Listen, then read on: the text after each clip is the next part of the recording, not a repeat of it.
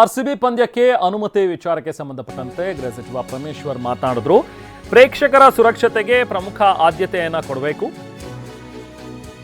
ನ್ಯಾಯಮೂರ್ತಿ ಕುನ್ಹಾ ಅವರ ಶಿಫಾರಸುಗಳು ಅದು ಅನುಷ್ಠಾನ ಆಗಬೇಕು. ಇಂಥ ಕೆಲವೊಂದಷ್ಟು ಕಂಡೀಷನ್ಸ್ ಅನ್ನು ನಾವು ಹಾಕಿದ್ದೀವಿ. ಜೊತೆಗೆ ಸೆಲೆಬ್ರೇಷನ್ ಅನುಮತಿ ನೀಡಬೇಕಾ ಬೇಡವಾ ಅದನ್ನ ಮುಂದಿನ ದಿನಗಳಲ್ಲಿ ಅದನ್ನ ಯೋಚನೆ ಮಾಡಿ ತೀರ್ಮಾನವನ್ನು ಕೈಗೊಳ್ಳಲಾಗುತ್ತೆ.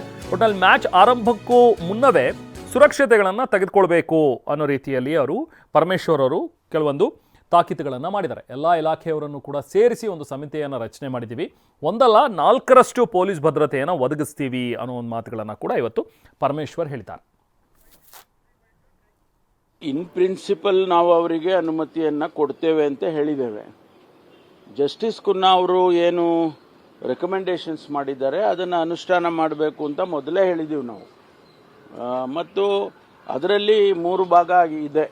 ಒಂದು ಇಮಿಡಿಯೇಟಾಗಿ ಮಾಡುವಂಥದ್ದು, ಎರಡನೇದು ಸಮಯ ಕೊಟ್ಟು ಮ್ಯಾಚ್ಗಳು ಪ್ರಾರಂಭ ಮಾಡೋದಕ್ಕೆ ಮುಂಚೆ ಮಾಡಬೇಕಾದಂಥದ್ದು ಕ್ರಮಗಳು, ಆಮೇಲೆ 3ನೇದು ಇನ್ಫ್ರಾಸ್ಟ್ರಕ್ಚರ್ ಏನವರು ಜಸ್ಟಿಸ್ ಕುನ್ನಾ ಅವರು ರೆಕಮೆಂಡ್ ಮಾಡಿದರು ಅದನ್ನು ಸಮಯ ತಗೊಳ್ಳುತ್ತೆ. ಅದನ್ನು ಮೂರು ಭಾಗ ಮಾಡಿದ್ದಾರೆ. ಅದಕ್ಕೆ ನಾವು ಮ್ಯಾಚ್ ಪ್ರಾರಂಭ ಮಾಡೋದಕ್ಕೆ ಮುಂಚೆ ಇಂಥದ್ದಾಗಬೇಕು ಅಂತೇಳಿ ನಾವು ಕೂಡ ಅವರಿಗೆ ಸೂಚನೆಯನ್ನು ಈಗಾಗಲೇ ಕೊಟ್ಟಿದ್ದೇವೆ. ಅದಕ್ಕಾಗಿ ಒಂದು ಸಮಿತಿಯನ್ನು ಕೂಡ ಮಾಡಿದ್ದೇನೆ ನಾನು. ಮಾನ್ಯ GBA chief commissioner Maheshwara Rao ಅಧ್ಯಕ್ಷತೆಯಲ್ಲಿ ನಮ್ಮ ಪೊಲೀಸ್ ಕಮಿಷನರ್ ಶ್ರೀಮಂತ್ ಸಿಂಗ್ ಅವರು ಮತ್ತು ಎಲ್ಲ ಇಲಾಖೆಯವರು ಸಂಬಂಧಪಟ್ಟವರು, ಫೈರ್ನವರು, ಹೆಲ್ತ್ ಡಿಪಾರ್ಟ್ಮೆಂಟು, PWD ಡಿಪಾರ್ಟ್ಮೆಂಟು, ಇವರನ್ನೆಲ್ಲ ಸೇರಿಸಿ ಒಂದು ಸಮಿತಿ ಮಾಡಿದ್ದೀನಿ. ಅವರು ಓವರ್ಸಿ ಮಾಡ್ತಾರೆ ಇದನ್ನೆಲ್ಲ ಮಾಡಿ. ಆಮೇಲೆ ಇಲ್ಲಿ IPL ಚೆನ್ನಾಗಿ ಆಗೋ ರೀತಿಯಲ್ಲಿ ನೋಡ್ಕೊಳ್ಬೇಕು. ಪೊಲೀಸ್ ಇಲಾಖೆಯಿಂದ ಏನು ಸಿಬ್ಬಂದಿಯನ್ನು ಕೊಡಬೇಕು ಅದನ್ನೆಲ್ಲ 1ಕ್ಕಿಂತ 4ರಷ್ಟು ಈ ಬಾರಿ ನಾವು ಕ್ರಮ ತಗೊಳ್ತೇವೆ.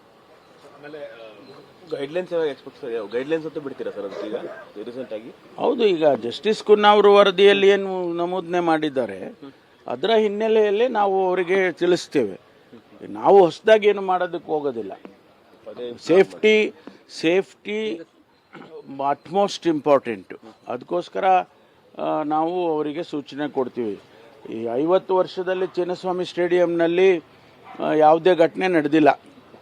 ಮ್ಯಾಚ್ ಆಗೋವಾಗ ಯಾವುದೂ ನಡೆದಿಲ್ಲ. ಇದು ಸೆಲೆಬ್ರೇಷನ್ ಮಾಡುವಾಗ ಆಗಿರುವಂಥದ್ದು.